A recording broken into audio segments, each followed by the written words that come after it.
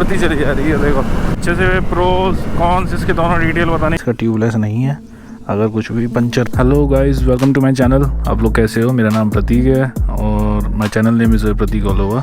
तो आज मैं आपको अपनी जो हीरो एक्सपल्स है मैं उसकी डिटेल बताना चाहूँ। ये मेरे पास 1.5 ईयर से है। ये 2V है, ये फ्यूल इंजेक्शन मॉडल है जो कि वाइट कलर में है, जो कि आप देखो इसमें 8781 किलोमीटर्स हो गए हैं।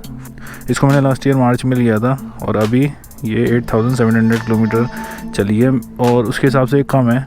जो 1.5 ईयर की जो इसकी ओनरशिप है मैं उसकी थोड़ी डिटेल्स बताऊंगा। इसके जो भी एक्सपेंसेस हुए हैं मेरे अभी तक या जो होते हैं वो मैं बताऊंगा, और जो इसकी सर्विस कॉस्ट जो मेरे को हर बार जो पड़ती है, और प्लस इसका एवरेज जितना आता है, और प्लस इसकी जो मंथली मेंटेनेंस रहती है। और लास्ट में मैं आपको ये बताऊंगा कि ये लेना चाहिए नहीं लेनी चाहिए, और इसका पर्पज़ में मोस्टली क्या है, इसका मेरे लिए क्या पर्पज़ था, मैंने इसको क्या सोच के लिया था, और अभी ये मेरे जो मेरा पर्पज़ है उसको पूरा कर पा रही है नहीं कर पा रही है, वो डिटेल भी मैं आपको दूंगा। ये वीडियो थोड़ा लंबा जाए तो इसके 2 पार्ट बने, लेकिन जैसे है ये मैं दिखाता हूँ इसका थोड़ा क्लीन व्यू।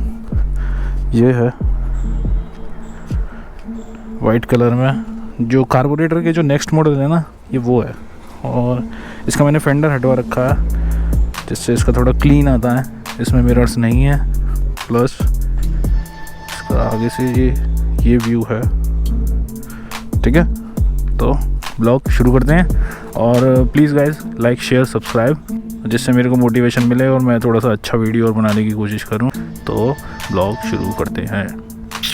तो गाइस किसी साइलेंट सी जगह पे चलते हैं ब्लॉग को पकड़ना, जिसमें मैं आपको अच्छे से प्रोज कॉन्स इसके दोनों डिटेल बताने की कोशिश करूँगा, है ना।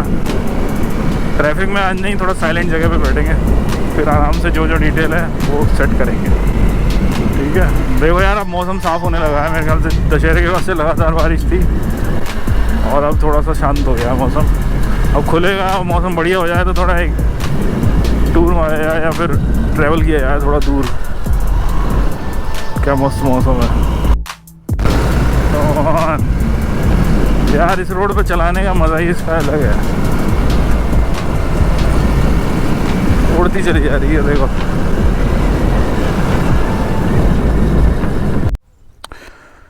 तो हेलो गाइस, ये है मेरी हीरो एक्सपल्स 200 जो कि FI मॉडल है, और ये वाइट कलर में। इसको मैंने लास्ट ईयर मार्च में लिया था, जो कि लॉकडाउन से थोड़ा सा टाइम का पहले था, 2021 में। तो सबसे पहले जो इसकी प्रॉब्लम जो आती है, मैं इसकी प्रॉब्लम के बारे में डिटेल बताता हूँ, जो इसकी मेरे को प्रॉब्लम फेस हुई है। तो सबसे पहली प्रॉब्लम फेस हुई है इसके ये नकल गार्ड्स, जो कि बहुत लो क्वालिटी के हैं, जो कुछ टाइम बाद ही ब्रेक होने लग गए थे। इसको मैंने अभी भी वैसे चला रखा है, पर ये यहाँ से हिला हुआ है पूरा, और इसको मैं और ज़्यादा टाइट करूँगा तो ये यहाँ से ब्रोक हो जाएगा। पहली चीज़ ये। दूसरा वाला तो ठीक है, लेकिन गिरने के एक बार बाद ही गिरने के ये डाउन हो जाता है, गिरने के बाद ही ये टूटने लग जाता है, हल्का हो जाता है। ये इतना स्ट्रॉन्ग है नहीं, लेकिन मेरे को बदलवाना पड़ेगा, ये मेरे को मालूम है।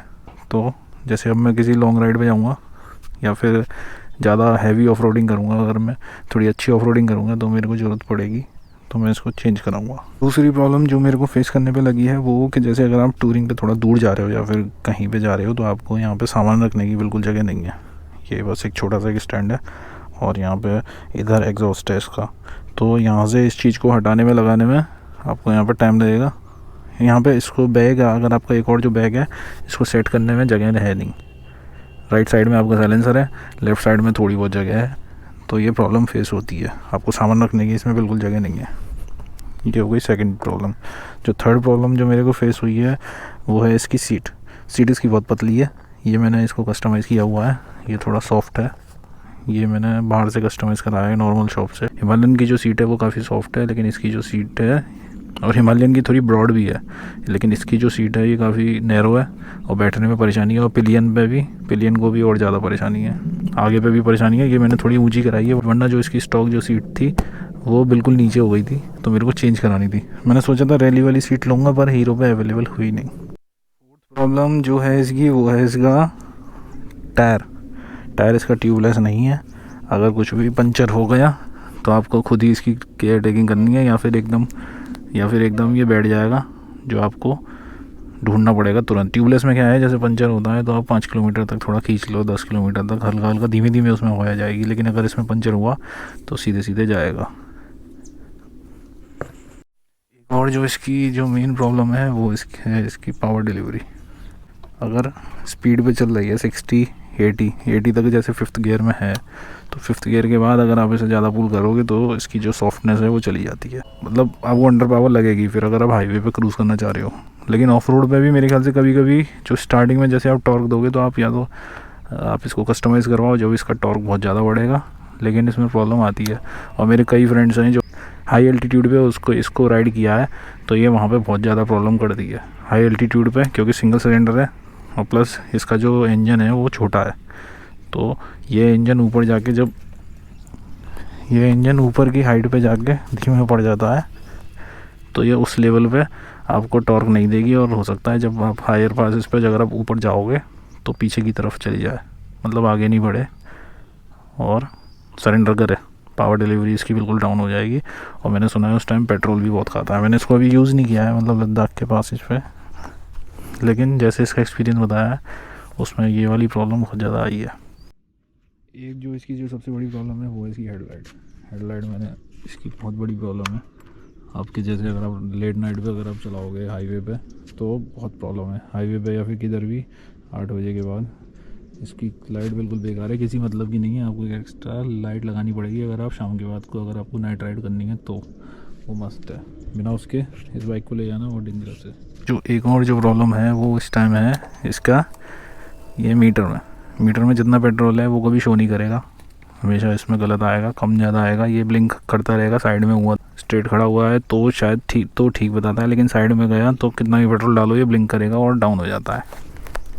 और इसकी एक और जो प्रॉब्लम इसके मीटर में वो ये है कि इसके जो गियर हैं, जैसे ही आप क्लच हल्का सा भी दबाओगे तो गियर इसमें शो नहीं करेगा। तो हो गई इसकी प्रॉब्लम्स। अब मैं इसकी जो फ़ायदे हैं, इसके जो प्रोज़ है वो बताता हूँ। सबसे पहला जो इसका जो प्रोज़ है वो है इसके शॉकर्स। वो सभी को मालूम है इसके जो शॉकर्स हैं हाई एंड क्वालिटी के शॉकर्स हैं, कभी इसमें कोई प्रॉब्लम नहीं आती। आपको ऐसा लगेगा अगर आप जैसे ये रोड है तो मैं अगर इस टाइप की रोड पे राइड करोगे तो ऐसा लगेगा आप जैसे कुशन पे यू आर राइडिंग। रोड्स पे तो नॉर्मल है ही है, और नॉर्मल भी जैसे रोड है या ऑफ रोड है उस पर आप इसे चलाओ बिल्कुल कुशनिंग एकदम सॉफ्ट। इसको तो आप सेट भी कर सकते हो थोड़ा ऊपर नीचे, मैंने इसको हाई पे कर रखा है, ये इस टाइम बिल्कुल हार्ड पे है, तो इसको सॉफ्ट पे भी कर सकते हो।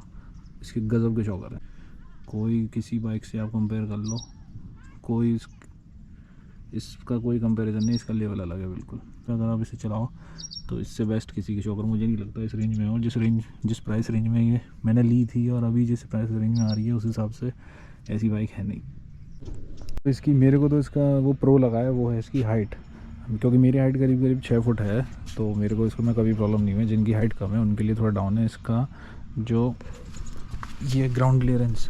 इसका ग्राउंड क्लियरेंस बहुत गजब का है, कोई कंपैरिजन नहीं, को बिल्कुल अलग लेवल पे। और इसका जो बैंड पाइप है आप देखो इसे कहाँ से कहाँ आता है, बहुत हाई है, किसी भी तरीके की प्रॉब्लम है, ख़राब रोड है, डर्ट है, मोस्टली ये डर्ट के लिए है, तो डर्ट की जैसी भी रोड है गंदी है ऑफ रोड है बेंचमार्क है ये इस टाइम ये बाइक उस चीज़ों के लिए।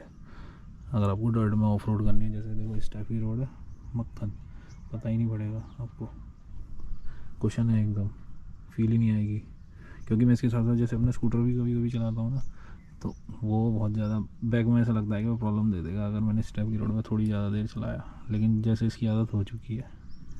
और एक इसका ये जो फ़ायदा है वो है इसके ये पेडरेस्ट, इसमें मैंने जो रबड़ है वो हटा दी है, और इसकी ग्रिप भी ठीक है, मतलब वैसे तो छोटा है। अगर शूज़ में आपको चाहिए तो आप जैसे KTM का लोग लगा लेते हैं आजकल, तो KTM का यू कैन यूज़। इसका जो एग्जॉस्ट है उसकी हाइट इतनी है कि अगर सिटीज़ में भी पानी बढ़ता है ना, जैसे अभी काफ़ी दिन से बारिश हो रही है नॉर्थ में लगातार, तो अगर इसमें सिटीज़ में भी पानी बढ़ता है तो कोई प्रॉब्लम नहीं, सिटीज़ में आराम से कभी ये बाइक फंसी नहीं। स्कूटर तो बंद हो जाता है, या फिर जिसके साइलेंसर नीचे है वो भी बंद हो जाती है, यहाँ तक कि एनफील्ड वगैरह भी बंद हो जाती है, लेकिन इसमें कोई प्रॉब्लम नहीं आई क्योंकि इसका जो एग्जॉस्ट नोट है वो बहुत ऊँचा है। एक जो इसका जो मेन जो प्रो लगा वो है मेरे को लगा इसका राइडिंग पोस्चर में मैंने इसमें हैंडल राइजर लगा रखे हैं, जो कि हीरो खुद ही बना के अलग से अपने आप देता है। और इसके जो राइडिंग पोस्चर है वो बहुत ही बहुत इजी है, बहुत चलाने में आपको बहुत मज़ा आता है इसको। अगर आप थोड़ा बहुत लॉन्ग रूट पे भी जाओगे, टूरिंग पे भी, राइडिंग पोस्चर में 500 किलोमीटर तक मैंने इस पर आराम से किया एक दिन में, 550 तक, कोई प्रॉब्लम नहीं हुई। गज़ब का राइडिंग पोस्चर है, कोई थकान नहीं, ईजी होता है। जो प्रॉब्लम आती है वो आती है सीट की वजह से। इसके राइडिंग पोस्चर, हैंडल की वजह से कोई प्रॉब्लम नहीं है। एक और जो इसका जो प्रो है वो है इसकी एक जो प्लेट है जो एग्जॉस्ट नोट को कवर करती है नीचे से। जैसे आप ऑफ रोड पे करोगे तो कोई भी पत्थर आएगा, कुछ भी आएगा, ये प्लेट अच्छी खासी स्ट्रॉन्ग है, जो मेरे को नहीं लगता इस टाइम किसी भी बाइक में आ रही है। शायद ESD में शायद है, नहीं है, मेरे को कंफर्म नहीं है, लेकिन इस बाइक में आ रही है और वो बहुत काम की है। कोई भी पत्थर नीचे से आता है ऊपर इंजन पे कोई नुकसान नहीं, कुछ नहीं, और वैसे भी बचाता है। प्रोटेक्शन, फुल प्रोटेक्शन है इस प्लेट की। ये प्लेट बहुत काम की है। एक जो इसका बहुत बड़ा प्रो है वो है इसका एवरेज। जैसे फ्यूल इंजेक्शन है, इसका जो एवरेज है वो आराम से आपको अच्छे खासे 42 तक ईजी आराम से दे देती है। 42 तक, 45 तक भी मेरे को निकाला है मैंने हाईवे पे। जैसे मैंने राजस्थान की एक बार राइड करी थी, 45 तक का एवरेज है, और सिटी साइड में 35 में, जो कि इस रेंज की बाइक के लिए 200 सीसी में बहुत सही एवरेज है। तो इसका जो सबसे बड़ा जो प्रो है वो है इसकी सर्विसिंग कॉस्ट। सर्विसिंग कॉस्ट इसकी काफ़ी लो है। सर्विसिंग कॉस्ट जैसे मंथली में अगर इसका 3000 किलोमीटर पूरे करने पड़ते हैं, तो 3000 किलोमीटर के बाद इसमें टॉपअप का है। हिमालयन में भी कम है। इसकी जो मेन जो कॉम्पिटिटर है इस टाइम मार्केट में वो है केवल हिमालयन। इससे पहले इम्पल्स आती थी जो हीरो की, वो भी हीरो की थी 150 सीसी, वो एक्चुअल में होंडा CRF थी, लेकिन एजेंसी वाले ये बोलते हैं कि 3000 के बाद आप चेंज करो, लेकिन ऐसा नहीं है। आप टॉपअप करो, टॉपअप करने के बाद 6000 पे चेंज करने का होता है। 1200 ml इसमें आता है, और अब तो एक नया इंजन ऑयल भी आया है जो कि इसका अपग्रेड वर्जन है, जो फुली सिंथेटिक है, वो शायद 1100 का है, उसमें 6000 ही चलती है। तो उस हिसाब से सर्विसिंग कॉस्ट इसकी 700, 800